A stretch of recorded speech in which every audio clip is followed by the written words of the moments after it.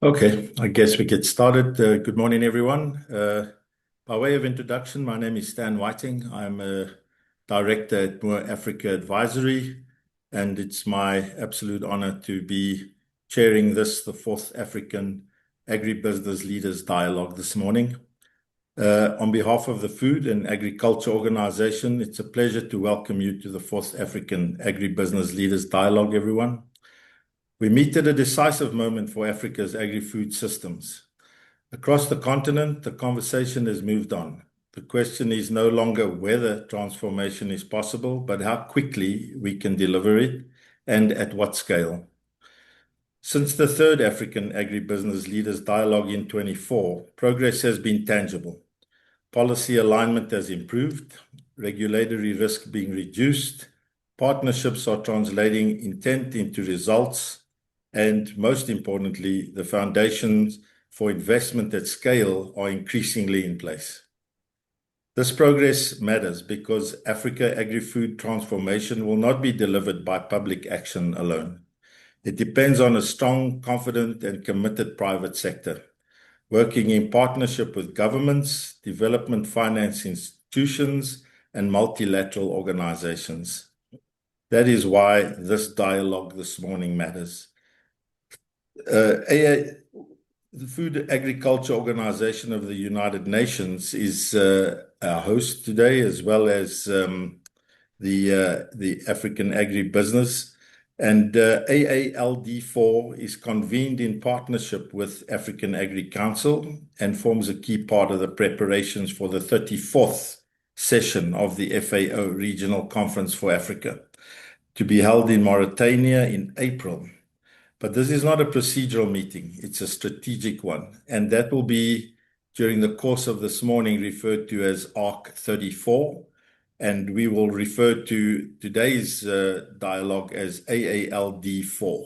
So those two acronyms will be utilized during the course of the morning. Our discussions are guided by a clear theme: sustaining agri-food systems transformation in Africa. Innovate, partner, and invest.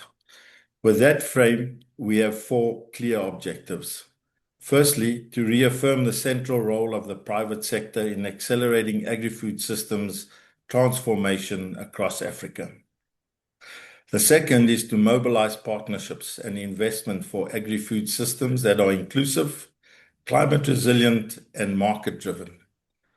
The third is to formulate concrete private sector commitments and recommendations that will directly inform the outcomes of ARC 34. And fourth, to raise awareness and gather inputs for the Africa chapter of the World Food Forum, linking today's leadership with tomorrow's agri-food innovators. The outcomes of this dialogue, therefore, are very clear. AALD4 will produce a concise statement and a brief report. These will be delivered by a private sector representative at ARC 34 and will become part of the conference's official documentation. That statement will convey two essential messages: the private sector's commitment to accelerate and sustain agri-food systems transformation in Africa, and its perspectives on the core themes of ARC 34, including financing agri-food systems and ending hunger, blue transformation, and building resilience. The message to investors and development partners is simple. The foundations are increasingly in place. Policy and regulatory risks are being reduced. Regional markets are becoming more coherent. Finance vehicles are capable of deploying capital at scale and are operational. The opportunity now is to convert these enabling conditions into investable projects, durable partnerships, and sustained commitments.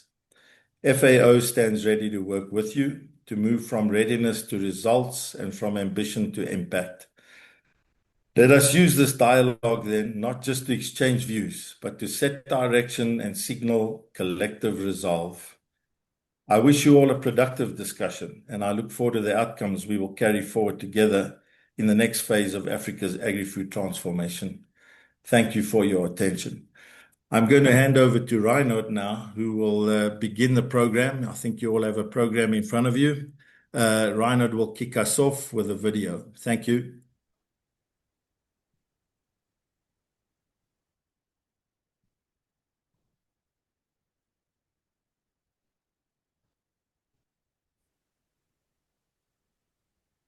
Distinguished agribusiness leaders, it's an honor to welcome you to the 4th Agribusiness Leadership Dialogue. This dialogue forms part of the stakeholders' consultations leading to the 34th FAO Regional Conference for Africa, which will be held from 13th to 17th of April 2026 in Mauritania. You will agree with me that since our first dialogue in 2020, we have witnessed at least 3 major shifts. The first is that the central role of the private sector in agri-food system transformation is now firmly recognized. Entrepreneurship, technology, and capital deployment along value chains are not peripheral activities, they are foundational. Second, innovation and digitalization have moved to the mainstream. Precision agriculture, digital advisory platforms, climate-smart inputs, fintech-enabled trade, and traceability systems are reshaping how agribusiness operates. Third, investment coalitions linking governments, development finance institutions, and private enterprises have deepened, even amid global economic headwinds. Yet, the operating environment has grown more complex. Climate extremes are intensifying. Conflict and fragility continue to disrupt production and trade. Debt pressures and fiscal tightening constrain public investment. Global financial volatility continues to raise the cost of capital for African enterprises. These realities compel us to rethink not only how we finance agri-food systems, but also how we structure them. Allow me to highlight some clear signals. Agriculture's share of national budgets has stagnated or declined in many countries, despite rising population, climate stress, and food demand. At the same time, estimates from credible sources suggest that Africa requires roughly between $70 and $80 billion annually in additional investment to transform its agri-food systems, with the majority expected to come from private capital. Yet Africa continues to spend tens of billions of dollars annually importing food commodities that could be competitively produced and processed on the continent. This is the contradiction we must confront. Too much of Africa's agribusiness model still revolves around trading imported finished goods rather than building domestic value chains. Too many enterprises act as distributors of external value instead of creators of African value. Too much capital finance imports instead of agri-processing, storage, logistics, seed systems, mechanization services, and regional supply chains. This must change. The African Continental Free Trade Area presents a historic opportunity, but regional integration will not automatically create value. It will reward those who invest in production, in processing, in quality standards, branding, and intra-Africa trade corridors. The opportunity before you is not merely to trade more. It is to transform Africa from a net importer of processed food into a competitive producer and exporter of value-added agri-food products. Financing instruments are evolving to support this shift. Blended finance, impact investing, green finance, guarantees, and digital financial platforms are increasingly available to de-risk projects and crowd in commercial capital. Development finance institutions are actively seeking scalable, investment-ready pipelines. But capital follows conviction, and conviction follows viable business models. Innovation is therefore non-negotiable. We must scale climate-smart agriculture, localized input production, sustainable mechanization, cold chains, agro-processing clusters, digital aggregation platforms, and science-based productivity improvements. These innovations must serve small and medium enterprises, women entrepreneurs, and youth-led enterprises, not only large corporations. At the upcoming FAO Regional Conference for Africa, including through the World Food Forum Africa chapter, we will spotlight youth-driven, science-based, investment-ready solutions that can move beyond pilots to scale. African agribusiness leaders must lead the transformation. This means moving from import arbitrage to domestic value addition, from short-term trading margins to long-term asset building, from fragmented operations to integrated regional supply chains, and from dependency on external production to investment in African farmers. You're not merely vendors. You are potential architects of Africa's food security, job creation, and industrial growth.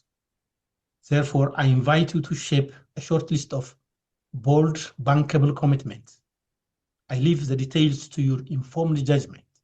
However, a focus on the following could have bigger impact and larger returns. First, a package of regulatory reforms that reduce the cost of capital and fast-track agro-processing, input manufacturing, and storage investments, paired with a concrete pipeline of investment-ready value chain products. Second, an agri-food small and medium enterprise finance facility, blending concessional and commercial capital, deploying guarantees, and creating dedicated windows for women and youth-led enterprises. Third, a trade acceleration compact focused on priority corridors and agro-industrial zones, investing in logistics, standards, and certification systems that unlock intra-Africa trade. Fourth, an innovation investment bridge that links research institutions, science platforms, and youth innovators directly with financiers through measurable performance and impact indicators. These are practical steps to shift Africa's agribusiness sector from consumption-led growth to production-led prosperity. Distinguished ladies and gentlemen, as far as Africa's agri-food systems is concerned, the question is not whether the opportunity exists. The question is who will capture it. I wish to challenge Africa's agribusiness community to think hard and commit to becoming value creators, industrial builders, and stewards of the continent's wealth. FAO stands ready to work with you to innovate boldly, partner strategically, and invest at scale. I wish you an insightful, forward-looking, and action-oriented dialogue. I thank you. Thank you. We thank Mr. Haile Gabriel for that opening remarks. And now I want to hand over to Mr. Ben Leiker just to continue with the welcoming remarks. Over to you, Ben. Thanks. Thank you very much, Stan. Good morning, distinguished colleagues, partners, members, and most importantly, the agribusiness pioneers who drive our continent economy. It's really an understatement when we say that we're meeting today at a critical juncture. Mr. Abebe has stressed the importance of this meeting. Stan, in his opening remarks, has stressed the importance of this meeting. And I would like to just share a few words on behalf of the African Agri Council and highlighting how critical it is for us to bring the private sector together to create this critical platform that will set the tone for the meetings to come. The mission of the African Agri Council has never been more urgent. We wish to achieve zero hunger through the power of private sector investment. And while the challenges of climate change and market volatility are real, they are matched by an even greater force, the resilience of the African agribusiness. Despite all the challenges that we face, we know that we are active participants in the economy. We are the architects of food secure future in Africa. And to reach the goal of zero hunger, we must move beyond incremental change. We must accelerate the change. In just a few weeks, as Stan has mentioned and Mr. Abebe, AALD4 will convene in Mauritania. Our dialogue today is the critical private sector bridge to those high-level deliberations. AALD4 themes are very straightforward.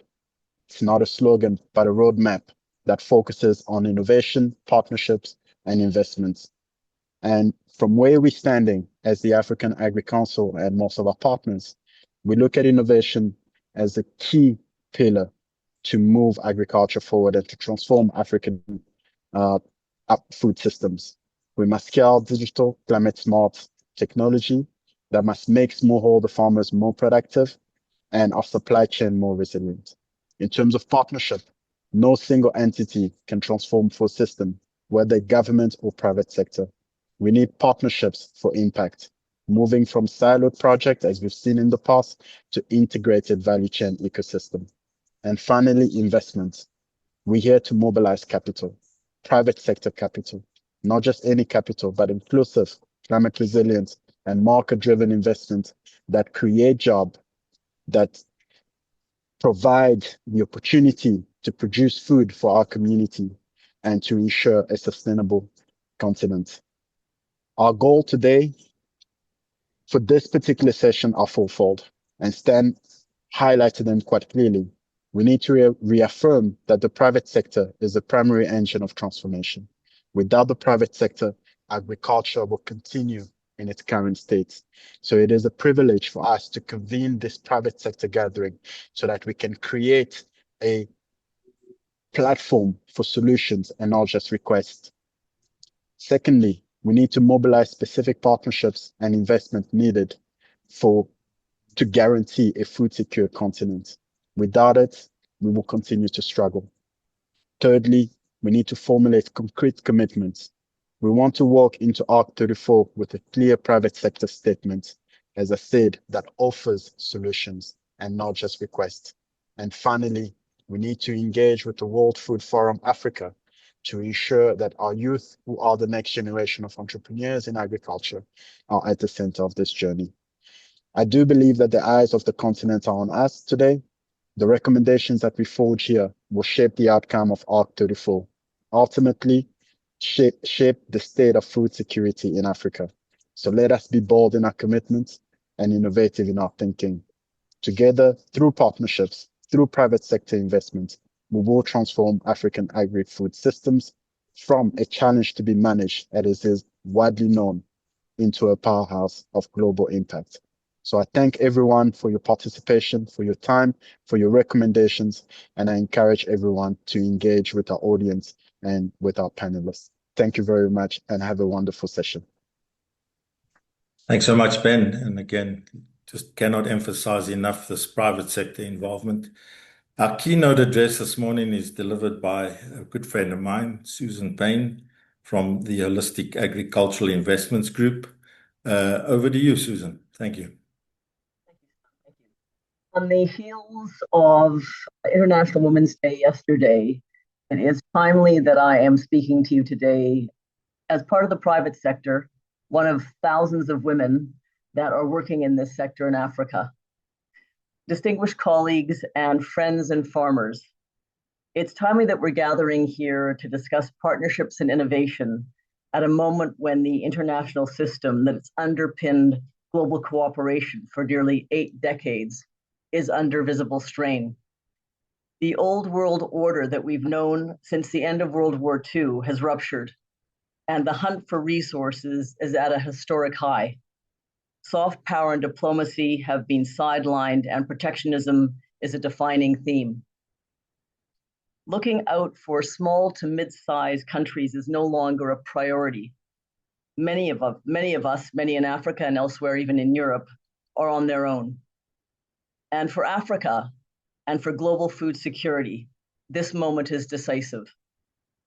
Let's begin with a simple truth.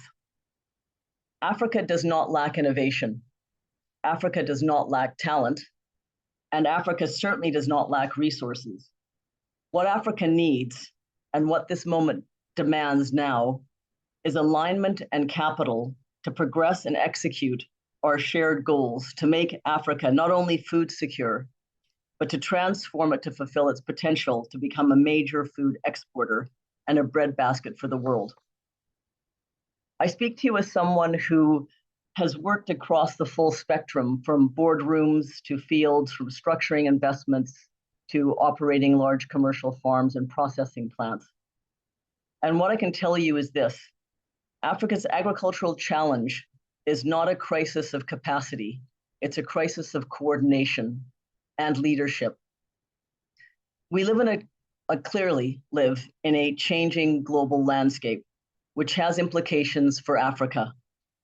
For decades, we've seen multilateral institutions including the FAO, where my father worked actually, and the WTO and the WHO and many others that have provided smaller and medium-sized nations with stability and predictability and a voice. They've been essential in safeguarding the interests of these countries in regions like Africa. But that rules-based order is now fraying. And the global system that we once knew is much more fluid and fragmented and increasingly shaped by geopolitical competition. New actors are emerging, like Canada and Turkey, and new alliances are forming, but new vulnerabilities are also appearing. This is not a moment for Africa to be passive.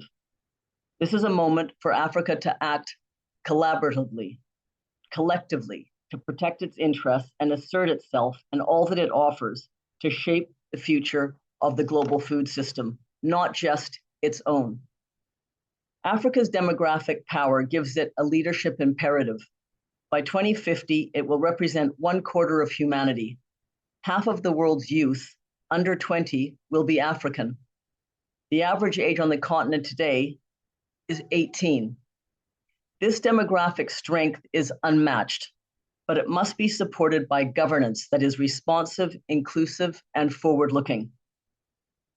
Across the continent, we see encouraging progress and persistent challenges, but one truth is clear: Africa has agency so long as we act together. The UN has 193 member states. 54 of these are African votes in a UN system where it can carry enormous weight in addressing regional and international challenges, but only when we are aligned and when partnerships here can transcend borders, sectors, and institutions. So here we are today to discuss how we can transform through alignment, partnerships, and innovation to advance this continent in this sector. Let's start with alignment. Alignment of what? Alignment between governments and citizens, between regional institutions and national priorities, between innovation and investment, and above all, alignment through partnerships that deliver impact at scale on this massive big sky continent. This transformation matters to all of us because this sector is the foundation of stability, prosperity, and peace. Agriculture remains the backbone of agriculture of the African economies across the continent and the anchor for social stability. Yet we continue to see problems, and we've all voiced this already on this call. We import $80 billion. We import $80 billion. Send messages will not. You don't know the word that you're supposed to use. You've sent the message for the whole. Can I please request that whoever has their mic on, can that be switched off, please? Dorothy Akande, I think it is. Can you turn your mic off, please? Thank you, Susan. If you can continue, thanks. Yeah, the problems that we see on the continent, we've covered in part, but they're obvious. We import food, $80 billion annually. Intra-African trade is limited, and that's quite poor. Logistics are poor. Visas create barriers. Connectivity continues to hinder regional collaboration. Infrastructure development continues to be slow, although countries like Ethiopia have leapfrogged quite dramatically with their integrated agro-industrial parks. But sub-regional blocks often underperform. And this fragmentation continues to weaken agriculture. But it highlights exactly where the transformation must start. And this is not just an economic sector, as we've said. It's about security, it's about climate, it's about youth employment, it's about peace building. And it is where innovation can have the greatest multiplier effect and act as the major catalyst for transformation. When I see innovation, and I see innovation constantly in the role that I have, you see that it is absolutely necessary to transform the continent. And the private sector is going to do this. And it's going to do it through work that covers climate resilient production and plant protein and sustainable agri-tech solutions and digital tools that reduce friction and market access platforms, financing models that are far easier than we're seeing now, that are much more standardized. cold chain and logistics innovations, climate adaptation, and mitigation technologies. There are so many ways where the private sector can have a massive impact. And some of these innovations, my own organization is involved in. It's been a real privilege to work alongside some of the other innovators across this continent, but largely underfunded or unfunded. And innovation alone isn't enough. It has to be in partnership with others that are going to help along these private sector players. Technology is not going to scale itself. Institutions, incentive programs, and alignment of actors are going to scale it. And that is what we need, and that is what we're lacking. And this brings us to partnerships and the importance of partnerships in the truest sense of that word. Partnerships that function can and do deliver impact at scale. Effective partnerships share three characteristics, in my opinion. One of them is shared risks, not just shared aspirations. The second is data transparency, because trust requires visibility. And the third is local execution power, because transformation happens in fields, not in conference rooms, and it works in practice repeatedly at a local level. These are the partnerships that move beyond pilot projects and into systems change. As part of this core necessity, Africa needs to strengthen its governance and regional coordination. We have to acknowledge that governance has challenges, and we regularly witness this across Africa. And we have to address these honestly, or we risk losing investment and support. Some countries demonstrate a strong rule of law with robust collaboration between governments and citizens. Others face structural constraints that limit progress, and this group will inevitably drag behind. But the solution is not fragmentation, it is collective action across all these areas that touch and form agricultural transformation. We need collective actions in a number of ways, through institutions that reflect the urgency of our demographic and our economic moment now.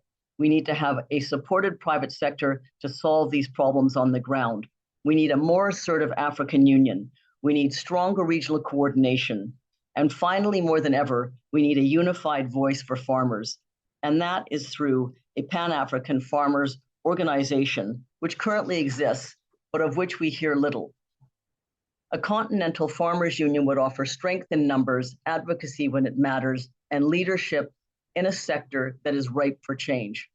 Farmers feed the continent. Their unified voice must be central to continental decision-making. To accelerate agri-food transformation at scale, I'd like to close with three proposals. One, to focus on a partnership and innovation acceleration mechanism, a continental platform like a more active African Farmers Union, linking governments, innovators, financiers, and the private sector, generating ideas, offering systems and accountability with measurable outcomes.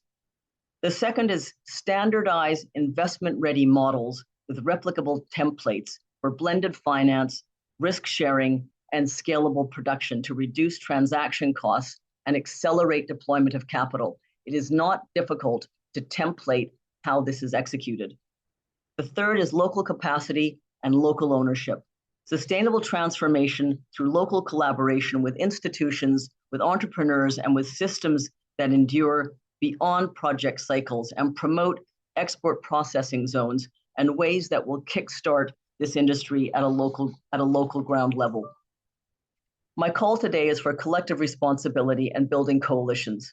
We are stronger together than separately, despite what is happening in the global environment.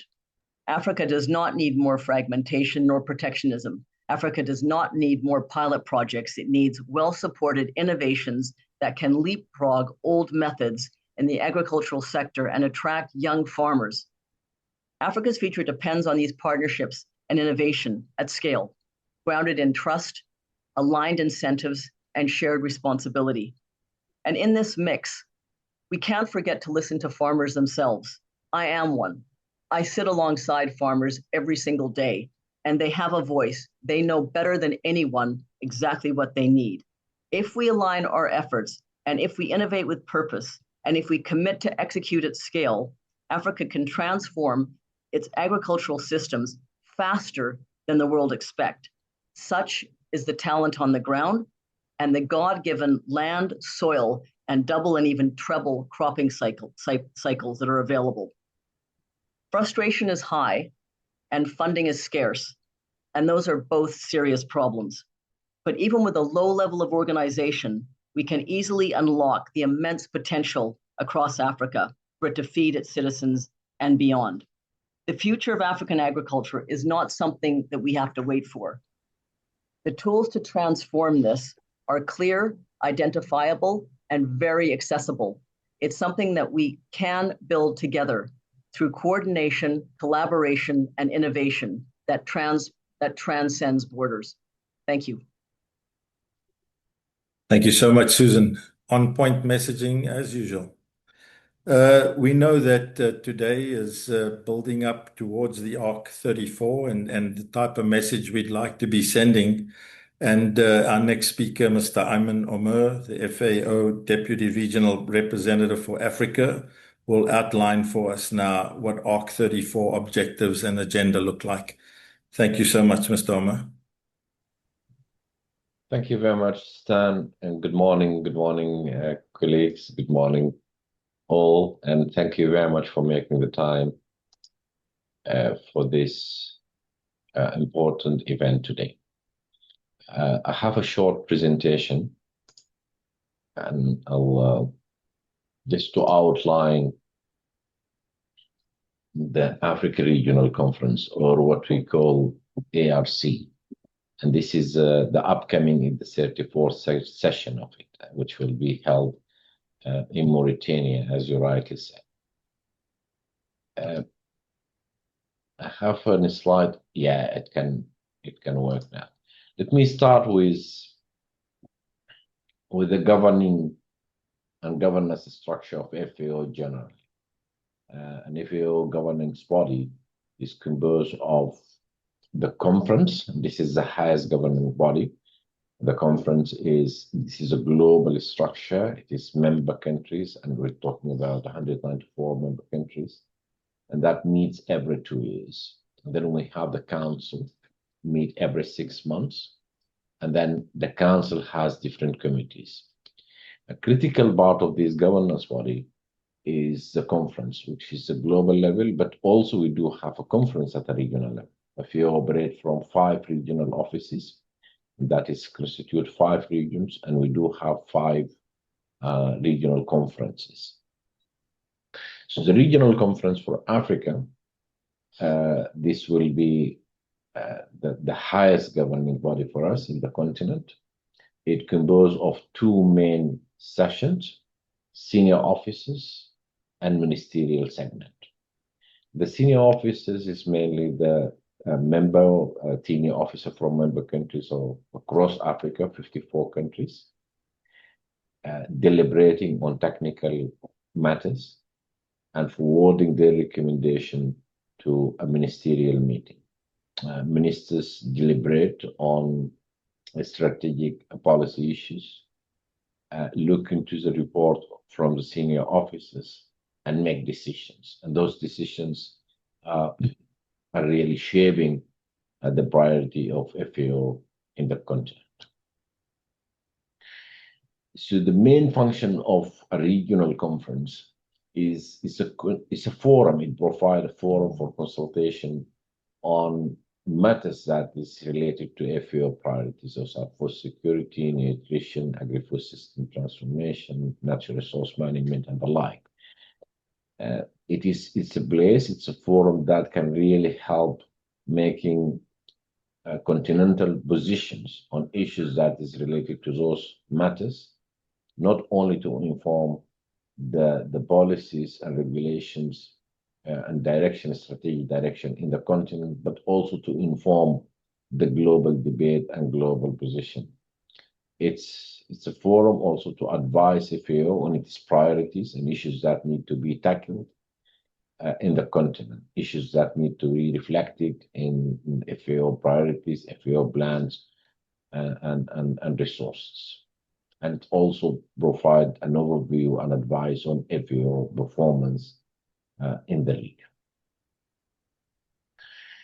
The members, normally the participants of the regional conference are members and observers. So members, it is 54 African members state, and normally they are represented by ministers, normally ministers of agriculture, but not necessarily only ministers of agriculture. It depends on the organization structure, the governance structure in different countries. In some places, you might have only the Ministry of Agriculture that is dealing with issues related to crops, livestock, fisheries, and forestry.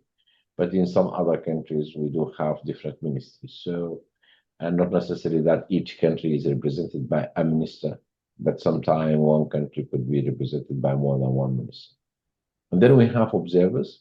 We have 6 observers, and we also invite international organizations, UN agencies, and most importantly, we invite representatives of civil society and of the private sector. Before the conference, before the regional conference, which is a 2-segment, the senior officers and the ministerial segment, we normally do consultation with some stakeholders.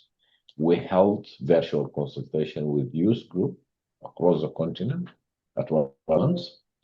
Today, in this partnership with AAC, we're having this consultation with the private sector, agribusiness entrepreneurs. And I think next week we're going to have consultation with civil society organizations. The inputs from all this will help us, one, to inform the document that will be presented and discussed in the conference. And number 2 is also in terms of the deliberation and outcomes of the conference. So this year, as I said, we'll have the senior officers meeting, 13th, 14th of April. We will have a ministerial segment, 16th, 17th of April. But in between, we have a very important forum. It is a high-level special session, and on World Food Forum. The World Food Forum, this is something that is initiated by FAO Director General a couple of years ago. It's an annual forum. It's a global one. Normally, it has always been taking place at FAO headquarters in Rome, in Italy. And it has 3 main pillars: youth action, science and innovation, and investment. And the FAO has a flagship initiative on promoting investment called Hands in Hand. So those are the 3 main pillars, and has always been a global forum. So this year, and for the first time, we're going to have a regional chapter of this forum. We're going to have Africa chapter. And for Africa chapter, we're going to focus on the 3 pillars. So we're going to have focus on youth and youth action in agri-food system transformation, and on investment for agri-food system transformation. And we will take the pillar of science and innovation as cross-cut. So that will be on the 15th of April. And all will be at the same venue in Nouakchott, Mauritania. Okay. So to help your discussions, I'm going to highlight the topics, the main topic that will be presented for deliberation, discussions, and decisions. And normally the format is that there will be topic. The topic will be supported with a background paper. It's analytical policy paper. Diagnosis of the situation. It provides diagnosis of the situation, but also it offers some recommendations, 2 sets of recommendations normally. Recommendation to member countries, to governments, and recommendation to FAO. And the conference deliberate the papers and make their own recommendation, and the recommendation become like, especially for FAO, become the basis of developing our plan and allocating resources and setting priorities. So the paper that will be, the main topic will be discussed, one on the results of FAO in the continent over the last 2 years, priorities for FAO in Africa for the coming 2 years. And this is something very important because this is a paper that shape our priority as an organization in the continent for the coming 2 years. is about the third paper is rolling out kind of Kampala Declaration.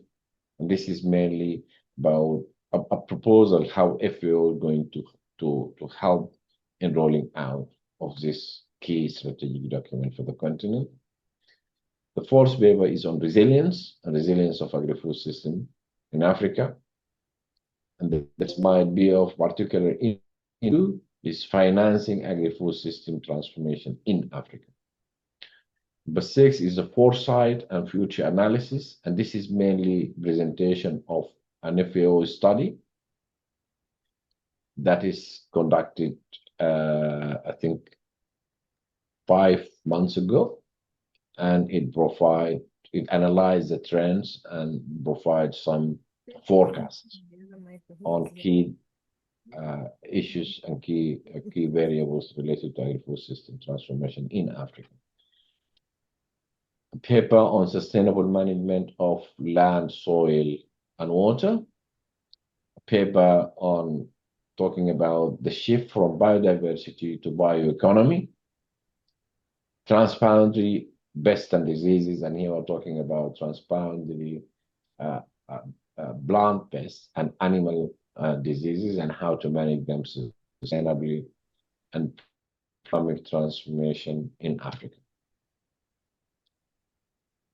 Just to conclude, this consultation is really important for us, and it is very important because it provides, as I said, an opportunity to share your perspectives on issues related to agri-food system transformation in Africa and the role of the private sector. That will go into our document, and it will also be definitely tabled into the deliberation within the conference. We're very keen to have a very successful version of the World Food Forum Africa as the first one, and would really want to hear your thoughts and views about how we can make that happen. Any ideas about the organization of the event would be very much welcome. But also your participation to the event would be highly encouraged and welcome. As I stated earlier, what we're looking for after all is a statement that really shape your perspective to be delivered at the conference and to be part of the official document of the conference. I thank you very much and wish you very successful deliberations. Thank you. Thank you so much, Ayman. We move on now to Ms. Lauren Michelle Phillips, who is the FAO Partnerships and UN Collaboration Director. She's going to be talking to us about the FAO's new private sector strategy. Thank you so much, Michelle. Hello, everyone. Good morning. Good afternoon for those of you in other time zones. I'm actually been very inspired by listening to the previous speakers, and it sounds like there's already a huge amount of interest and will in working towards concrete outcomes for the conference on the ways that private sector and FAO can work together. But I really wanted to thank you for giving me also the opportunity to speak to you today, and in line with what my colleagues have said from FAO, about the opportunities that the ARC brings for us to think about the ways that FAO can be more open to the opportunities that you've all identified for working together. I also want to sort of say that the FAO private sector team, which is within the division I work on, already has a number of engagements with companies in Africa, including small and medium-sized enterprises, which we know drives a lot of the innovation in the sector. And that, of course, that includes a lot of young agripreneurs, women's led businesses, et cetera. And so we're very keen to see how we can build out even bigger and better relationships with all of you. I'm going to share my screen briefly because I have just a couple of slides, as I would like to focus my comments today on the new FAO private sector strategy, which was endorsed by our governing bodies in December of 2025, just last year, and will be available in a sort of a glossy format soon, both in English and in French. The new strategy is an update of our previous strategy. It will run between this year and 2030, which brings us to the SDG deadline. Because we see private sector as one of the key partners for achieving agri-foods transformation in Africa and elsewhere, and ensuring that we have a transformation which is inclusive, sustainable, and equitable. I wanted to start by saying that we already have, as many of you have been highlighting, more than a decade of progress in working with, as FAO, with the private sector. And we have a number of lessons learned about what has been working well and what we can improve on. And so this new strategy marks an opportunity for us to renew those partnerships and to be a bit more action-oriented, forward-looking, and evidence-based in order to strengthen our relationship with private sector companies to support the objectives of FAO, which include agri-food systems transformation, improved productivity, improved environmental outcomes, improved livelihoods, and improved nutrition. So just to mention that we have sort of 5 priority areas that we've highlighted in our new strategy, which are science and innovation, which many of you have already been talking about today, but also normative work, climate action, which is obviously of critical importance given the experience of the continent with natural disasters and climate-related shocks, resilience and emergency response, which is obviously of core importance as well, given the number of protracted crises ongoing on the continent, investment and resource mobilization, which many of you have also touched upon. And we have prioritized 6 different types of partners. I think many of you are represented here today, so it's very interesting to hear your perspectives.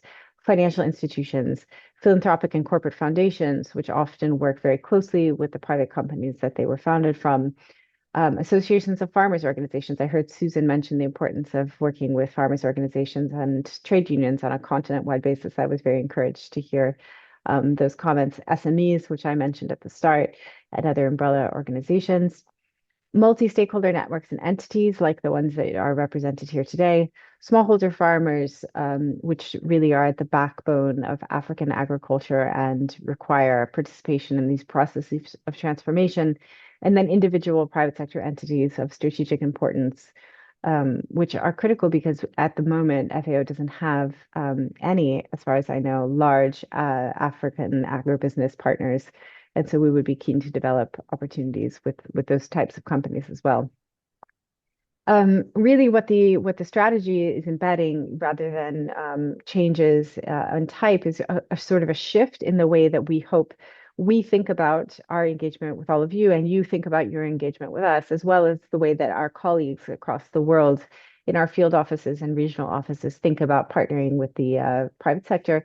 So a shift to thinking about being a bit more flexible and to having collaborative engagement mechanisms, rather than going after sort of legal memorandums of understanding or letters of agreement, which are useful and can help us to formalize ongoing successful partnerships, but really to start working together or to work in parallel. We don't need necessarily these sort of formalized instruments. We can find a lot of space to work together without them.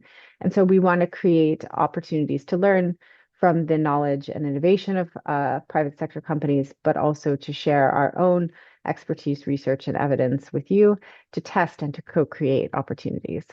So while formal engagements, and here you can see on the slide on the left, are sort of binding interactions between FAO and private sector actors, which have, as I mentioned, formal legal instruments and establish objectives, roles, and responsibility, collaborative engagements are non-binding interactions between FAO and private sector actors.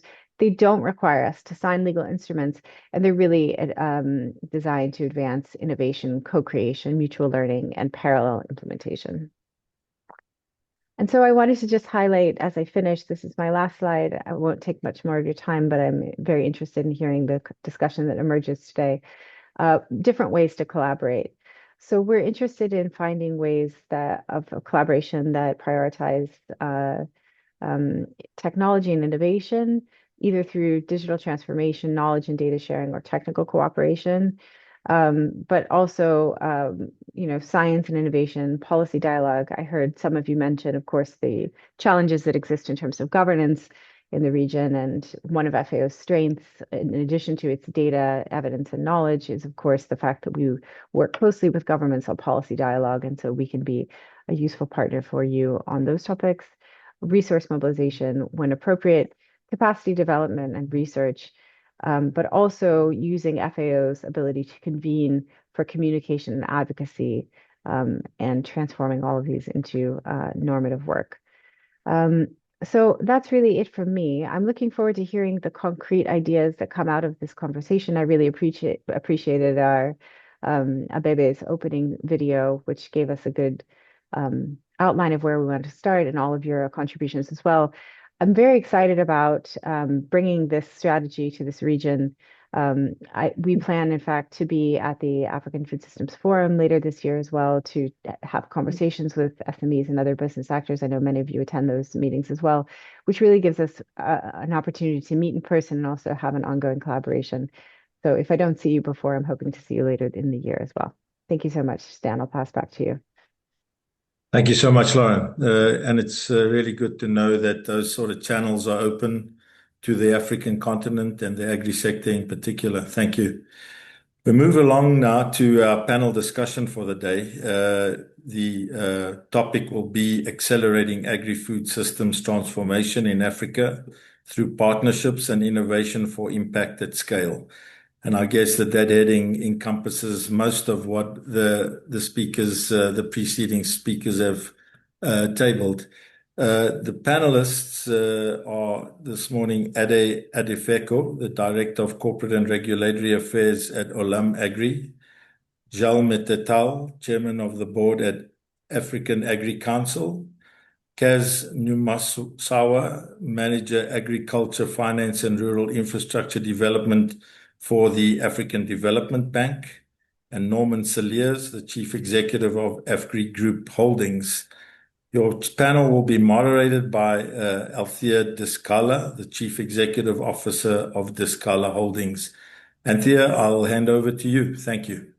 Thanks, Stan, and welcome to everyone on this very important dialogue, which bridges private sector as well as policymakers and government representatives. Thank you, Stan, for introducing the panel. So that saves some work for me. I do appreciate it. Without reiterating too much about what the objective is, I think we all understand what the purpose is for today's leaders. We need to start with a presentation from Mr. Finn first, before the panel discussion starts. Yes, I agree. So I'm just giving background as to what the audience can listen out for, which is linked to the theme of sustainability transformation in Africa. But as we listen to the presentation by Mr. Finn, I would like the audience to think about the themes of investing, innovation, as well as partnerships. So over to you, Mr. Mark Finn. Good morning, good afternoon, colleagues. Can you hear me properly? Yes, we can. All right, thank you very much. So I'm going to give a very short presentation on the topic, which, as has been mentioned already, is on accelerating agri-food systems transformation in Africa through partnerships and innovation for impact and scale. So why is this transformation important? Why transformation matters?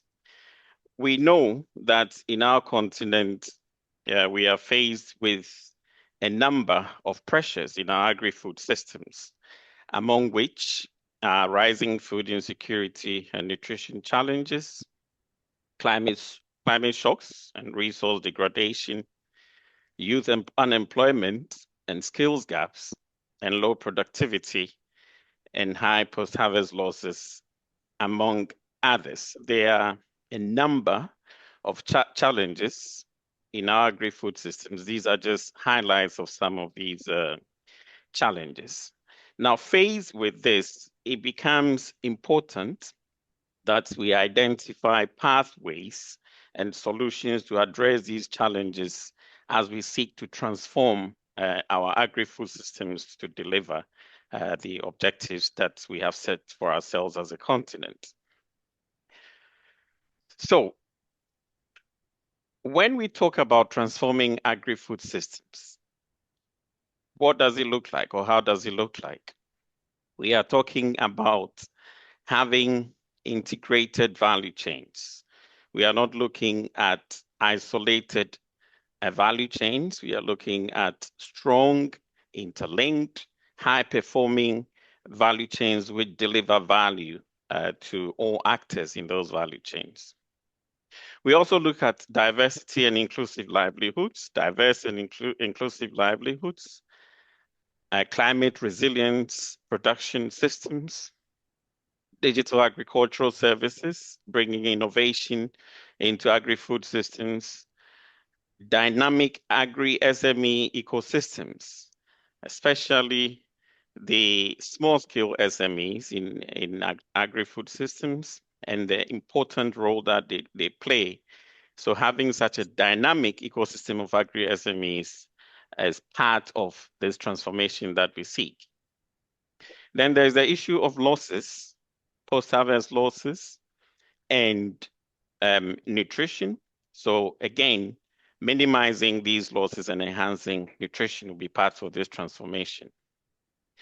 Oftentimes, we talk about the level of investment, both the quantity, but also the quality of these investments that we need. And here, it is agreed that those investments can not only come from the public sector, but it has to be a collaboration between the public and the private sector to deliver the levels and the quality of investments that we seek to bring about this transformation, and ultimately for that to lead to sustainable and inclusive growth. So this is what we seek to achieve in terms of strategic alignment from FAO. The FAO Strategic Framework 2022-2023 has what we call the 4 betters: better production, better nutrition, better environment, and better life. And these 4 betters, as we say, we call it, are also accompanied by accelerators. And I stress accelerators because it is important to our discussion. We are talking about innovation. So these accelerators, including technology, data, innovation, and governance systems, are what will accompany the specific interventions that we take to bring about these transformation. We have just heard the presentation on the private sector strategy. And again, this emphasizes partnerships for innovation and scale to bring about that transformation. And we are here in Africa. The overriding continental framework to drive agri-food systems transformation is the CAADP, the Comprehensive African Agricultural Development Program, which currently we are in the 3rd phase, the Kampala CAADP Strategy and Action Plan 2026 to 2035, which also adopts a systems approach, agri-food systems transformation, emphasizing investment, trade, resilience, inclusivity. So we are properly aligned.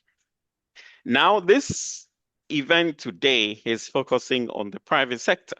And from all the speeches and statements and presentations we have heard, the importance and the central role of the private sector has been emphasized. So, private sector, as we know, important to drive investments across these value chains and services. The issue of introduction of technology, efficiency, market access is very much at the doorstep of the private sector. Having this dynamic agri-SME ecosystems cannot happen without the active leadership from the private sector. And again, partnering with the public sector, using innovative instruments for finance and investment, public-private partnerships, blended finance instruments, guarantee schemes, and so on. It's something that the private sector brings onto the table to help us move towards the transformed agri-food system that we seek. So, what are some of the innovation pathways which drive agri-food system transformation? digital agriculture. So we have to use the power of technology to drive this transformation. And already on the continent, we see examples of this taking place. Sustainable mechanization. Last month, FAO organized the first Africa Conference on Sustainable Agricultural Mechanization, which exhibited the potential of sustainable mechanization to contribute to this transformation that we seek, looking at different elements, and especially on affordable service models which deliver the services that our smallholder farmers, the youth, women need to transform not only the production segment of the value chain, but also the other segments in adding value to the products in the value chain. Climate smart technologies, for example, water efficient solutions, fintech and inclusive finance, using technology to deliver financial services and products to those who need them, research and technology transfer. So these are critical pathways which we need to focus on as we make the transition towards this transformation of our food systems on the continent. On this slide, I want to emphasize one thing. We have seen over the period pilots, we have seen isolated examples of successes. It is time for us to scale up these successes across the continent. And to do so, it is important that these domains that we have identified, blended finance, policy finance, innovation, alignment, blended finance and risk sharing, agri SME ecosystems that I talked about earlier, digital and mechanization services. It is important that the programming for the interventions along these domains are embedded at national level in the National Agri-Food Systems Investments Plan, as they are now called, as well as at regional or sub-regional level in the Regional Agri-Food Systems Investment Plan, because that is the only way that we get complete alignment between what governments want to do together with the interest of the private sector. And therefore, this alignment is important to ensure that we deliver the scale of these successes to bring about the transformation. Partnerships are important. As I mentioned earlier, partnerships between the private sector and the public sector. In the Kampala strategy and action plan that I referred to earlier, one of the ambitions is to mobilize about $100 billion over the period for financing and investments in agri-food systems in Africa. This obviously is not going to come from the public sector alone. It is expected that this will come from both the public and the private sector, and in fact, the bulk of it coming from the private sector. So it's important for us to have mechanisms, initiatives that facilitate this mobilization of resources for financing and investment in our agri-food systems. Now, one initiative which Ayman also mentioned earlier in his presentation, one initiative from FAO, a flagship one at that, is the hand-in-hand initiative. And I want to give a little bit of information on this initiative, which basically is a partnership and investment model that seeks to identify investment opportunities, build an investment case, and mobilize resources that will be used to take advantage of those investment cases. From 2022 up until 2024, there have been these, what we call the annual hand-in-hand investment forums, with a total of 27 different African countries participating in these forums. And these countries have presented over $25 billion in investment opportunities. These are concrete investment opportunities analyzed financially, economically, and costed. Now, out of that, financial commitments and negotiations towards these opportunities have begun from 2022. These financial commitments and negotiations totaled about 170 million USD. And then it moved to 1.6 in 2023 and 1.1 billion in 2024, respectively. Some of the investment pipeline and strategic value chains include rice, maize, cocoa, coffee, horticultural products, livestock, dairy, poultry, and fisheries. And beyond the commodities and the production segment, the investments also cover post-harvest management, agro-processing, irrigation, expansion, climate-smart practices, and so on.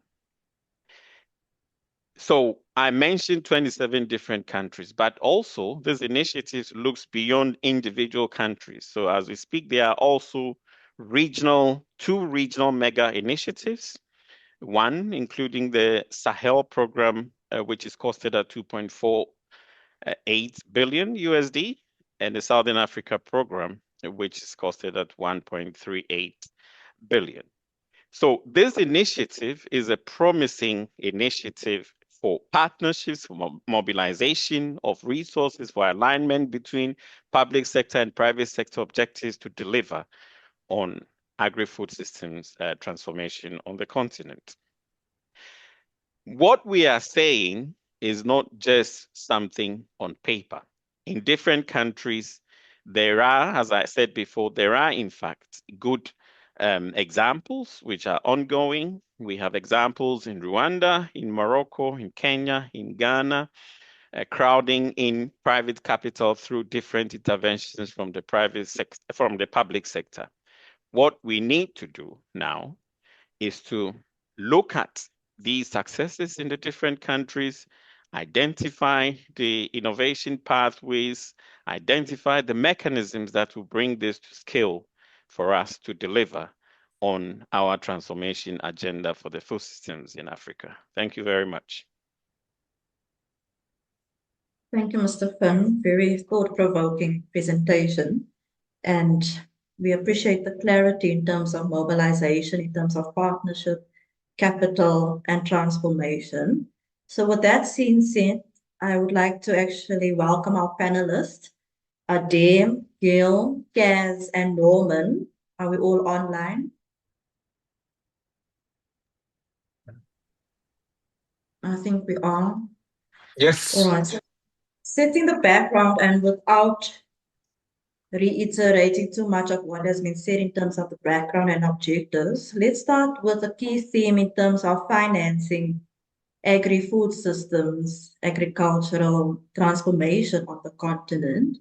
So if I can address this to Kaz and Norman, or any of the other panelists that would like to contribute, what are some of the current blockages that we are seeing in financing agricultural food systems and value chains on the continent?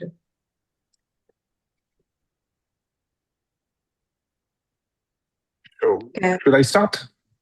Yes, You address it to me. Yeah. Sorry, Jill, Okay. can I just have just 1 second? We just want to check, Althea, if the translation service is working correctly.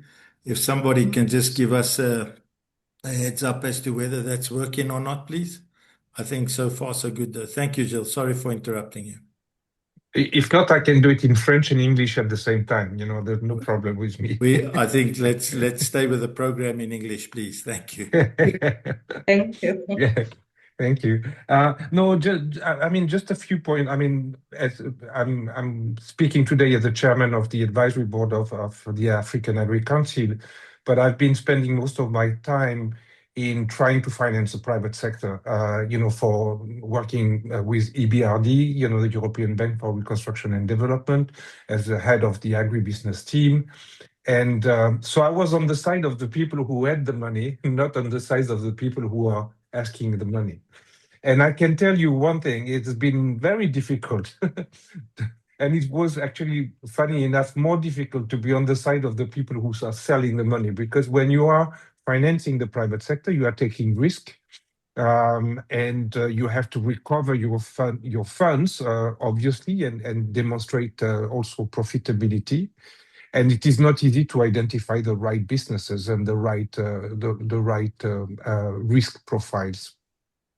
So every year, in order to deliver the volume of businesses that my institution was asking, we were actually struggling. We were on the road all the time trying to meet companies, identify companies. And there's a few things that I want to share with you. First of all, the best way to have first of all, in Africa, 90% of the development aid goes to the governments. Only 10%, less than 10% goes to the private sector. Okay, sometimes it is channeled by the government to the private sector, but it's not really happening very often. So this is not right. We would like to see it actually the other way around. And the reason why it goes to government is it's much easier to lend to a government than it is to lend to a private sector. Because when you lend to the government, you are actually taking the government risk. When you lend to the private sector, you have to actually take the risk of the private sector, and this is not easy. And all the DFIs, and we have organized with the African Agri Council a DFI forum that meets every year during the Indaba. So we had up to more than 15 DFIs around the table financing private sector. And I can tell you one thing: they're all struggling to find the right enterprises, because in the private sector, your impact is actually to demonstrate success. When a successful operation, then the success is replicable. And this is how you are growing, your impact a lot. So, we have to, I always say, we cannot start by the most difficult places. We have to start by something that is easily done, and can demonstrate the success. And then after, we'll reach to the most difficult places. For example, many of the companies I know, and people I was talking about large companies, many of the large companies I know are still struggling to get the financing. Many of the companies I know, I'm working today on another project with a French company that is importing tropical fruits and vegetables from Africa to Western Europe. They have never worked with the DFI, they've never worked with a development institution. Nobody went to see them and tried to help them to try to develop their impact, to work with smaller farmers, to be more inclusive, to do all the kind of things that we have been talking about today. This company, nobody went to see them. So people have to do this, initiative to look at companies, and this is what the African Agri Council is trying to do by setting up a network and getting the people to work better together. But this is pragmatic. This is not through, and unfortunately, it's not through conferences. This is through, doing the trips and going and see and talk to the CEOs and talk individually to the people, listen to their problem, being demand-driven rather than supply-driven. Thank you so much, Guillaume, for those valuable comments, and I'm sure we can agree to that on the panel. So having said that, how do we make projects or deals within Africa bankable, given that, as you've mentioned, 90% of the funding goes to government as opposed to private sector? How do we then ensure, without having to change policy, and I'd like Kaz from the African Development Bank to comment as well, to make deals bankable or projects bankable with the current status quo, and then what policy changes needs to be made within these finance institutions? Norman, you can also comment on that for me before we move from finance. Yeah, thank you very much, and thanks for the opportunity. When I am often asked to join a discussion like this or a panel like this, I have to remind myself that one is usually very diplomatic or politically correct, but sometimes one also has to give an honest answer if the ultimate objective is to make sure that Africa can succeed, and particularly in food production.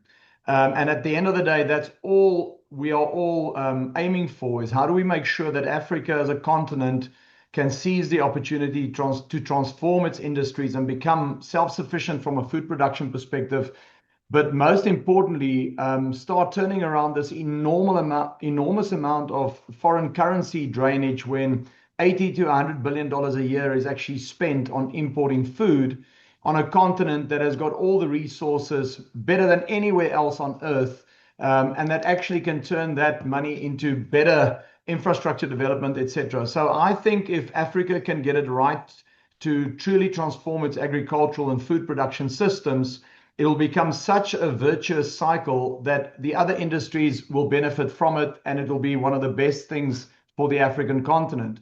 So the objectives and the ideology is perfect, and that's right. But I'm sitting on this panel today as a CEO of a private group of companies that have, over the last 15 to 20 years, invested actively on the African continent and has lost fortunes, billions and billions of rands of private investment lost on the continent. And I find myself now once again chairing companies and boards where the decision to invest in Africa, in agriculture and food, is always on the table and always considered by the boards. And the way in which I sometimes frame the challenges is to say, imagine it was your own money. And imagine that there was no tax authority or government that can help you when things go wrong. How will you approach an investment, and when will you put your money into something? And that's the lens that a private company looks at for private sector investment. And when you then apply that lens to agriculture in Africa, one quickly realizes why it's so difficult to get private capital to go into agriculture. The variabilities and the volatility and the challenges in agriculture is more than in any other industry. And private capital sits on the side. And in my opinion, will sit on the side for the foreseeable future, because private capital will go where they can get a risk-adjusted return. And if that risk-adjusted return is better or similar in easier markets or easier industries, it will move there. For example, it's not too difficult to get private capital to invest in logistics in Africa. It's actually quite easy. It's not difficult to get private capital to invest in fuel and fuel supplies in Africa, or in electricity or energy. It's reasonably easy. To get private capital to invest in some infrastructure projects in Africa is also not that difficult. But to get private capital to go into agriculture, it's almost impossible at the moment. And I can say that from the perspective that I have headed up probably one of the largest groups of companies that invested in African agriculture, and it's been incredibly difficult. A small example would be that private investment in agriculture is not considered a friendly partner. It's in many countries considered an enemy on land ownership, an enemy on security of supply of food, etc., etc. And so even though the initial capital that flows in is often done in good partnership and nice photographs get taken and ribbons gets cut, once you're in that journey of 5, 6, 8, 10 years into the hard landscape of agriculture, it becomes very, very difficult. Difficult to get money out, difficult to pay dividends, difficult to show the shareholders that there's water rights or export paperwork in place for the underlying products to be sold and transferred. And so it's very, very difficult. So the first hurdle that I would like to just put on the table is, if one looks at this from a political or an ideological or a government perspective, it's very easy to tick all the boxes to say why it will work, why there's such a wonderful investment case to be made. But if you look through the lens of a private capital allocator and you ask yourself, is it investment friendly? Does it allow for the easy flow of capital? Would capital be easy to find its way into the markets and out of the markets? Would the underlying commodities be easily sellable and tradable across borders? Would tax and the treatment of tax and tax revenues be efficient? And is it possible to bring key talent into markets where jobs need to be filled with expertise, etc.? Those kind of things is what keeps private capital at the moment on the side, not the underlying opportunity. private capital is ready to move into the Africa continent for food. Private capital believes there's an incredible opportunity. But at the moment, my feedback is that it is not yet investor friendly for private capital to rapidly move into agriculture and food. That's been my experience. And one can probably go through a list of 1,000 reasons why not and where one can spend our time on. But that's honestly a position from a private capital perspective into food and ag on the African continent. Thank you, Norman, and thanks for that valuable input. Having said that, and I'd like to close the finance theme because we need to get through to 2 other themes as well for today. But just to close that loop and to come up with a solution, as the private sector, and to understand our objective of today is to get some sort of commitment in terms of solving these issues and problems. And I would be interested to hear what Kaz from the Africa Development Bank has to say. Is the solution, we've heard about blended finance, partnerships, de-risking projects. How do we do that practically in terms of understanding the constraints that private capital has in terms of requiring a return? Is the answer then to de-risk the project and de-risk value chain risk, for example, marketing, logistics, the cash flows, and who would take on greater risk, and partnerships between government, DFIs, and the banks, commercial banks, private sectors, investors? And how do we go about that to solve this problem? Yeah, thank you for the good topic. And also, I wanted to appreciate the invitation from the Agri Council and a good organization of the FAO teams. And also good to see you here, Dales and Jills and Norman here. They're very good insight that you share with us. So from I'm the manager overseeing the entire continent, and of course, from the African Development Bank perspective. Well, you mentioned a lot of challenges, but I'm still optimistic about the Africa's future and also the agro-food system development, and also including the financing, mobilizing private capital. The last year, I just got approval from the board of directors about the 200 million investment to just one country as an example, the Nigeria, whereby we also mobilized the 607 million of the private capital, putting this SPVs, special purpose vehicles, to organize the value chain from production, logistics, aggregation, and also the processing, whereby we provide infrastructure necessary. So when I went to, for example, just one of the project sites near Yamoussoukro in the Côte d'Ivoire, Ivory Coast, I have seen the hundreds of farmers getting together, aggregating those vegetables and produce, and there's a queue of trucks coming to purchase those produce, and actually they're distributing directly to the cities or supermarkets and retail chains, and some companies come and buy those produce as a aggregation or investment platform. So I'm sure the audience here have seen a lot of positive experiences on the continent. It's just a matter of the let's say some sort of combination of those potential solutions elements can drive the private sector investments. So what I have seen is that there are some basics to be set right, because sometimes in terms of those conferences, people may concentrate on a conversation around only just the financing side of it. Who is going to get the risk exposure, or who is going to cover the risk, and so forth, the financial elements. But however, as you have seen, and reality on the ground, agriculture is about the cultivation, is about bringing the harvest into the storage, and then it's about cleaning and the bagging, or bringing the raw materials into proper form and shape for the value addition, the quality control, and so forth. So there are so many basics to be done. So what I can say is that when the farmers organize themselves and put some sort of at least minimum quality check and control, put a kind of volume in place, I can see that actually even without inviting the private companies, actually they're coming actually to buy those produce.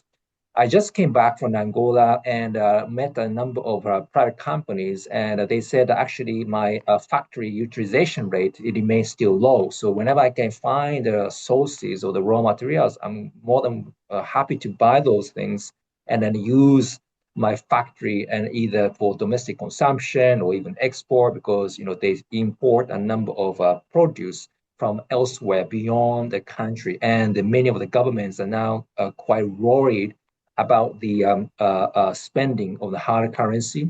So for me, it doesn't make sense for the African countries keep importing the food outside of Africa and almost exporting the job creation, the job opportunities elsewhere, even though we have such a young population on the continent itself.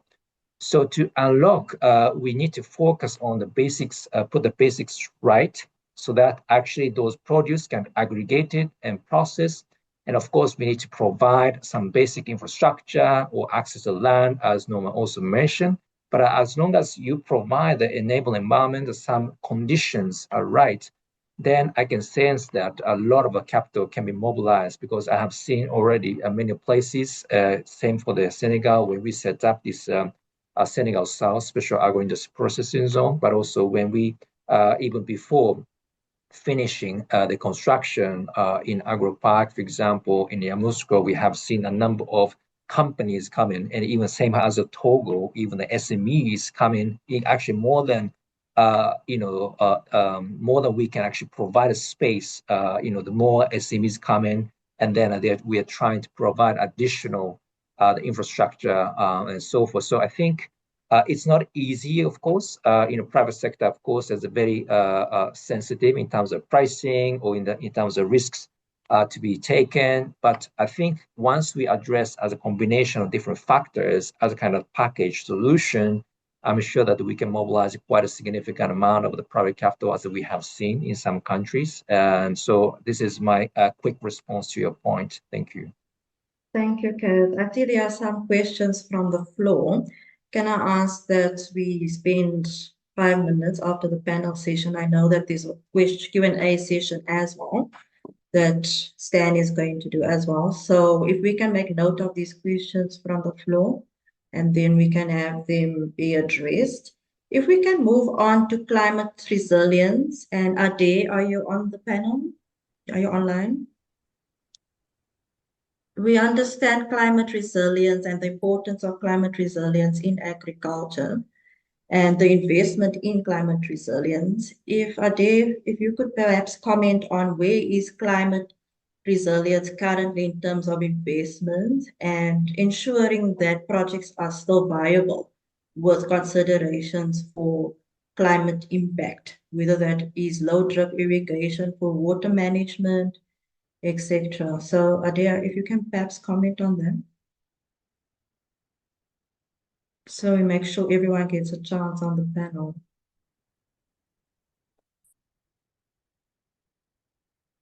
Is he online? Okay, it doesn't seem like he is. If I can then open that to the panel, anyone who would feel comfortable in commenting on climate interventions and resilience. I think Ade is online. Okay, Ade.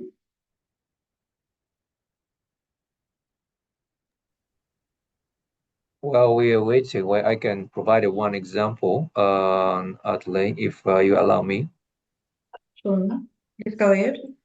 Yeah, so we have seen a number of incidences, both, let's say, the dry, sort of the drought, but as well as the kind of the flood. And so we have a number of initiatives from the African Bank to mitigate those, climate sort of potential climate-linked challenges. And we also mobilize, financial resources to address those challenges. So just example, about 102 million we mobilized from Green Climate Fund, covering 3 countries, and Togo, Guinea, and Senegal, where we provide, solar water pumping systems where the farmers can actually rely on, renewable energy for the irrigation systems, the water pumping systems. But also we provide those climate resilient seeds different types of varieties and the crops that can be actually locally produced by addressing the volatility of the heat and also as well as the drought resilient varieties, where we could provide a technical assistance and trainings to the farmers or demonstration of those the varieties so that the farmers can actually understand productivity and then the way they can manage those varieties and then accompany with those solutions and technologies in place, such as the water efficient, the drip irrigation systems. We can actually help a lot of challenges of the climate related the risks associated with agriculture sector. And when we provide the infrastructure, we also bring the solar panels on the top of the storages and facilities that also reduce the production, the storage or cold chain cost. And we actually expand cooperation and the cold chain providers where the people use also the climate resilient technologies such as renewable technologies, as solar panel, even for the cold chain management, the storage, temperature control. I think there are a number of innovations coming in place, and then combining with the satellite technologies and monitoring on the temperature and also moisture level of the soil. I think we can make more efficient and also economically viable those solutions, water-related solutions, and also climate-related solutions across the agriculture value chain. Thank you. Thank you, Cass. Is Adib back online? It doesn't seem like it. I mean, I think we understand. Althea, Ade is online. He's just experiencing some issues with his mic. But yeah, as soon as it is solved, he will be able to take the questions. Thank you. Okay, thank you. So, Norman, would you like to comment on climate? I think if we're in agriculture, it's no longer a policy or tick box exercise. It's a business imperative and impact investing and considering agriculture job creation, further than climate considerations. We also need to ensure that we scale SMEs and that we assist in women and youth advancement. So yes, we understand agriculture as a private sector or private capital needs financial returns, but there are also social objectives and returns and risk considerations and trade-offs that need to be considered. It's, for example, job creations, climate aspects, as well as SMEs advancements and scalabilities. So Norman, if you would like to comment on that. Yeah, no, thank you very much. Look, obviously, everything you say, I couldn't agree more. The only challenge that I would once again say, in a private company at the end of the month, if there's no money in the bank, there's no money in the bank.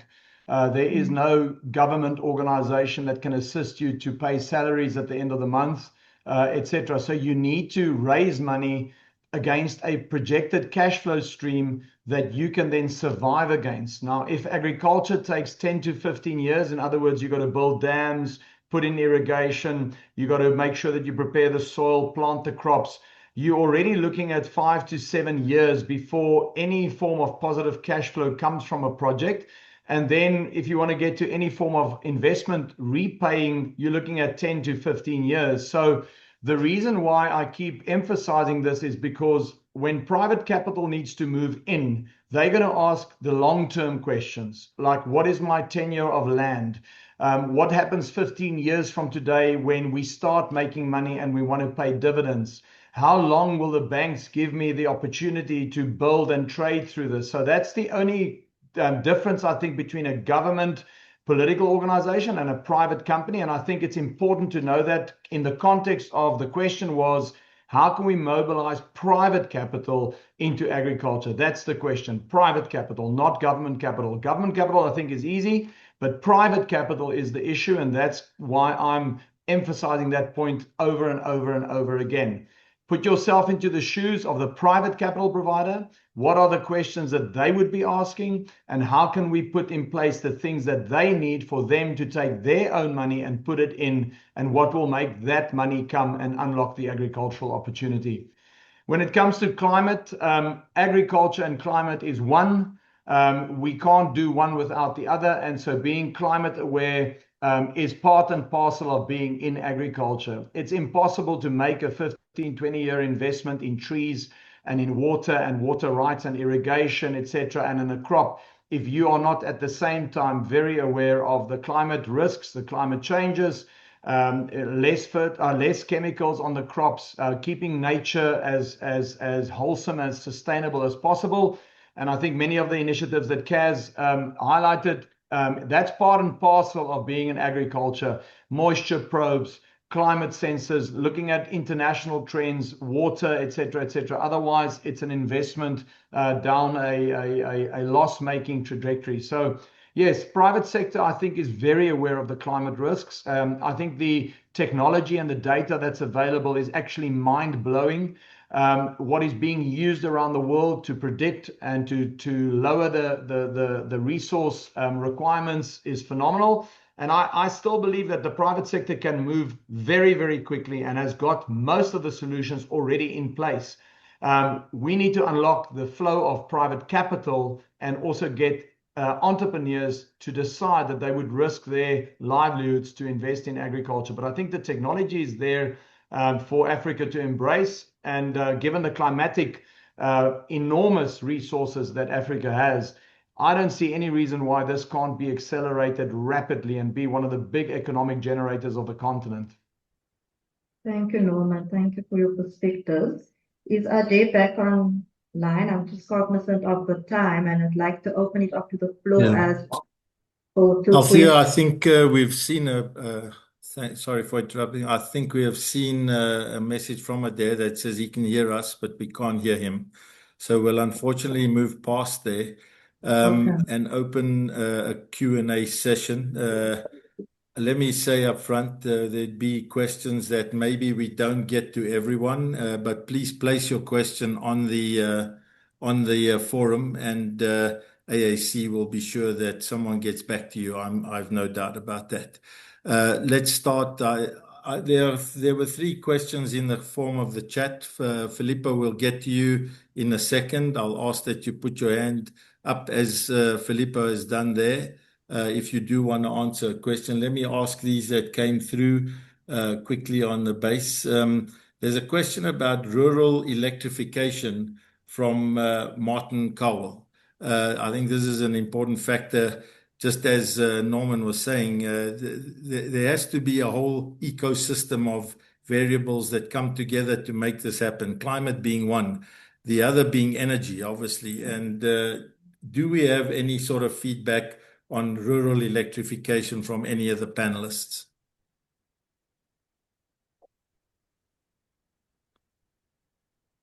Maybe ask you that question, Kaz. Yeah, just to provide a few examples. Actually, indeed, we do the feasibility studies whenever we actually set up the project in a kind of a value chain manner, covering some rural areas. And of course, we cannot provide all the access to electricity to all the household. That's not sort of the scope of our agriculture infrastructure investment. But however, we prioritize some of those aggregation centers and the distribution centers that will definitely require the access to the electricity, and also to some extent the clusters of the SMEs and so forth. Then we prioritize those specific locations as part of the project, and to address the lack of the power and access to electricity. And of course, supplemented by the renewable energy technology. But as you know, that batteries are sometimes still expensive.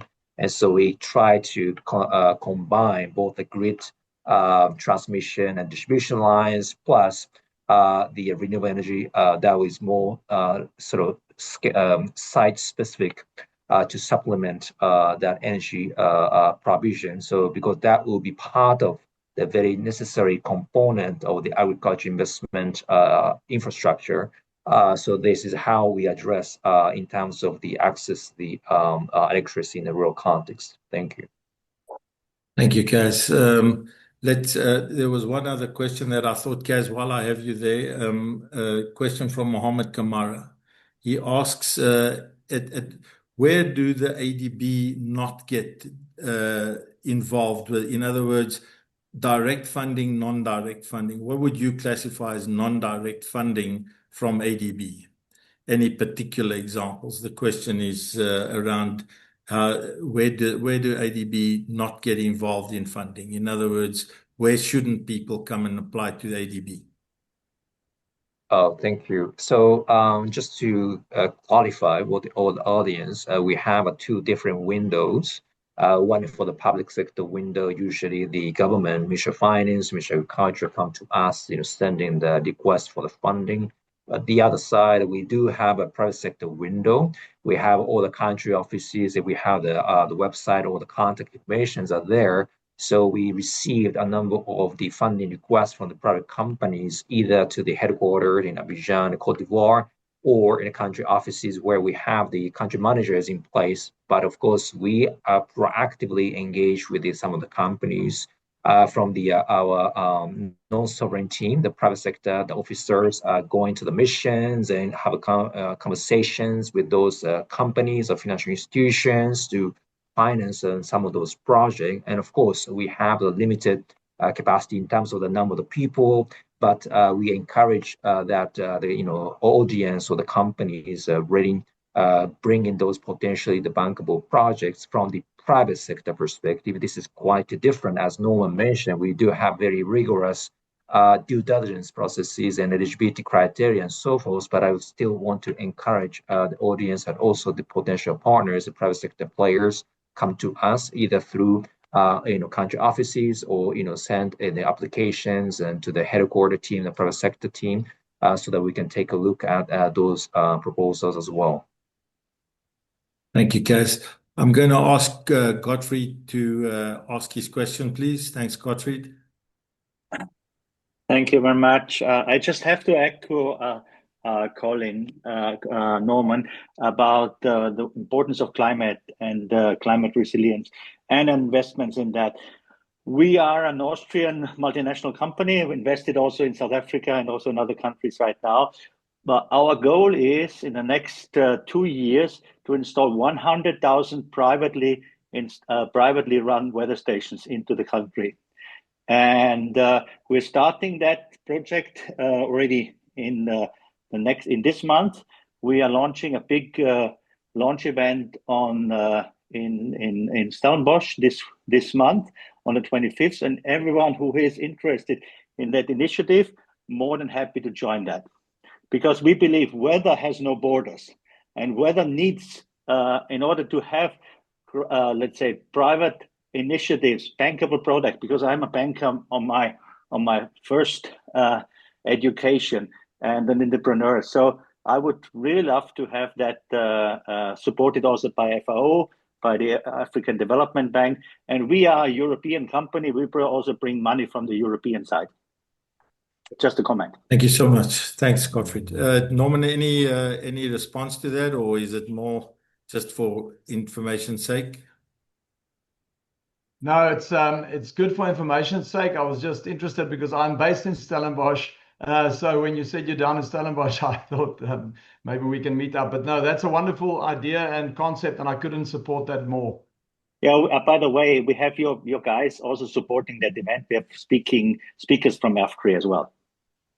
Cool. Thank you. Thank you so much, Gottfried. Clarence Johnson, can you ask your question, please? Thank you very much, Stan. It's very good news to me. In 2006, I was mayor of Cape Winelands, and we initiated the first climate change impact on global wine-producing areas. And I'm a stone's throw away from where Gottfried will launch. But my question relates to funding for research in African indigenous ecosystems as far as food production is concerned. And research was conducted by the European Union and the Wageningen University in East Africa, particularly on Bambara nuts. And I was keen to maybe listen to how the impact and use of, particularly of African indigenous food and vegetables are being encouraged. The other question, as far as the research and production is concerned, the second question is the opening of and logistics related to logistics in exploring new market development, the investment in infrastructure as far as this is concerned, and what the views are as far as new market development. Thank you. Thank you. Thank you so much. Jill, maybe bring you in here if you'd like to comment on that question. Yes, I think with us. Yeah, I'm here. I think it's a very interesting question, because I've always tried, when I was at EBRD, I was trying to highlight the fact that food is more than a commodity. Food is a very emotional value. It is connected to our territories. It is connected to our culture, to our history, and all the big decisions are taken around a meal in most cases, and it is something that brings you back to your childhood. So the connection between the food, the territory, and the culture is very important, and this is why I think this question is very relevant. What we have done at TBRD, we try to introduce in a number of countries the notion of geographic indicators. Geographic indicators have been a really great way to ensure that a product is connected to its territory. Like Bordeaux is produced in Bordeaux, basically. Bordeaux wine is produced in Bordeaux. So I think wine sector has been, at the beginning of that. By doing that, we were able to really support smaller farmers, for example. We introduced in Croatia a mandarin from Dubrovnik, which then was, recognized as a geographic indicator and acknowledged by the country. So this notion of connecting territories in order to make it unique and then scalable, I think is a very interesting one. Thank you, Gilles. Hopefully that answers the question. Filippo Mrutu, if you don't mind going ahead with your question, please. Thank you so much for this opportunity, and I really want to appreciate the African agribusiness leaders and the presenters for these wonderful discussions. My name is Filippo. I'm from Tanzania. I'm the CEO and main director of Mrutu Agro Solutions, AgriSave, and the Smarte Agripreneurship Innovation Center. We work with more than 30,000 farmers, and also I represent youth through Agricultural Council of Tanzania. So we have millions of people that we represent out there. So my question is, what kind of partnership opportunities exist for private sector leaders, innovation centers, and investors to jointly scale and scale impactful agribusiness solutions across Africa? Thank you so much. Thank you, Filippo. Anyone like to take on that question? Any of the panelists? Maybe Kaz, Norman?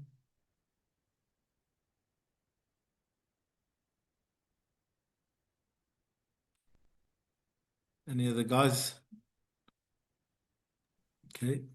Sorry, John, Stan, you had a question. My connectivity dropped a little bit there. Could you just summarize the question quickly? I'm very sorry for that. Oh, sorry. Filippo, would you mind just summarizing your question quickly? Just a summary. Okay, I can summarize that there is a sentence which says, if you want to go far, go with your colleagues. And now I would like to know what kind of partnership opportunities that exist for different actors, let's say for private sectors, leaders, and innovation centers, plus investors that can help to move forward and bring more impact to these solutions across the different value chain, not only in Tanzania, but across the region. Maybe, Kaz, if I can ask you do you have any knowledge on the Tanzania investment sector, both private and non-private, Kaz, that you could maybe give Filippo a little bit of direction? Sure. Yeah. Thanks so much, Filippo, for your question, and Stan for your facilitation. When it comes to Tanzania, their increasing demand and also the active engagement that we have, and both the public sector and private sector operation. So we recently approved the investment in the metal, Mohammed Enterprise, which is one of the established companies, but also they are working with a number of the local companies as well. That's one example. And the other, we recently approved another sort of youth agriculture project in Tanzania, where we closely work with the government, but actually bring in the private sector and entrepreneurs, to play together the collective efforts in the agriculture value chain by helping the youth and providing technology. So there's just a few examples that we try to stimulate as a kind of demonstration to stimulate the agriculture sector investments in Tanzania. So more than happy to share more details, maybe beyond the scope of the conference. But we do have also a country office in Tanzania. Feel free to have a conversation with my team as well. Thank you. Thanks, Kaz. That's to the point. Our conferencing, the AAC has obviously picked a very vibrant topic today. There are a lot of questions, and we're not going to get through them all. The questions that are there, please post them, and I'm sure that the organizers will get back to you. John, can I ask you to come in? You've been waiting a while. Thank you. Yes, thank you. And I salute FAO for this exciting initiative to really engage deliberately the private sector to invest in agribusiness. I'm with Pangea Africa. I'm based in Ghana, and we're an investor and an investment facilitator in agri SMEs. And my question is about the engagement of financiers of agriculture, and how, for this event, you'll be very deliberate about engaging those actors, in particularly commercial banks. Pangea is very excited about the momentum that exists with commercial banks and other financiers. And so we see, for example, Standard Bank, Vista Bank, Chorus Bank, UBA, Absa Bank, all very much scaling up their portfolios in agriculture and agri SMEs. We have non-bank financial institutions. We have microfinance institutions. As Gilles indicated, we have DFIs.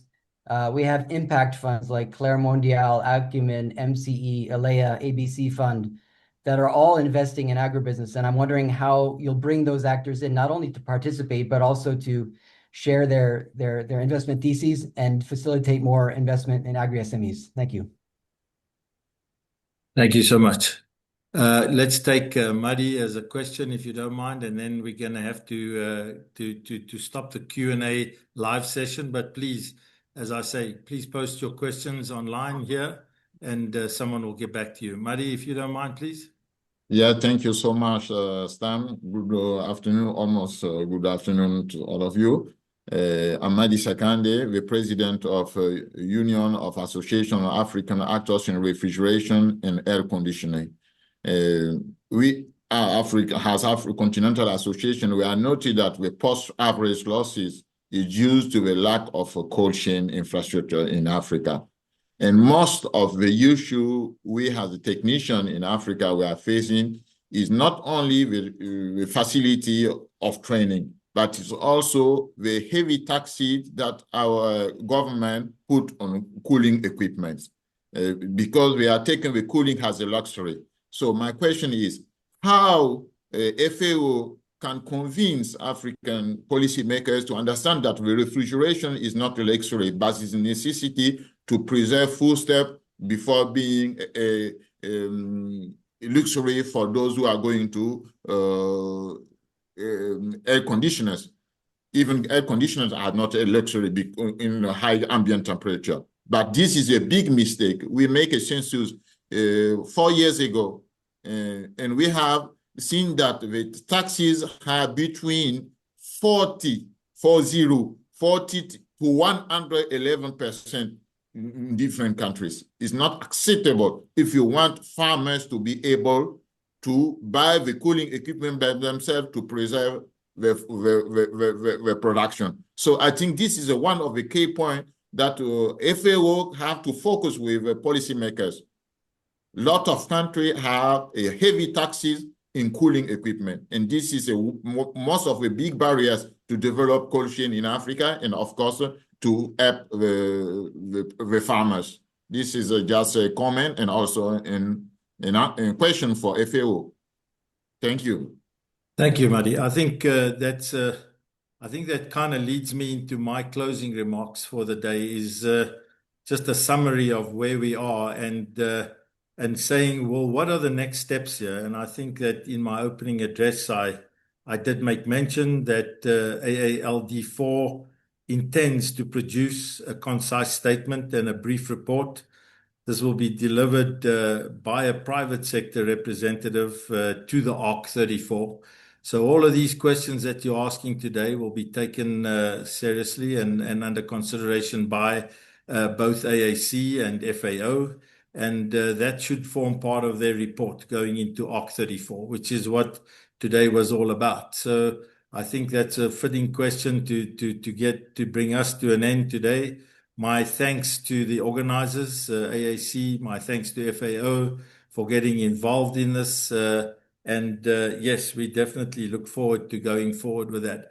I see there is an AALD4 survey. We'd like you to fill those in, and that will also be submitted to the organizers and be taken into consideration as they move forward to ARC34. I therefore then thank you all for your participation today. Thank you for making the effort. Thank you to the speakers. Very, very informative information that I'm sure that the members in today's conference will take under advisement. Thank you so much for your time today, and I hand back to the organizers. Thank you so much, Reinhard.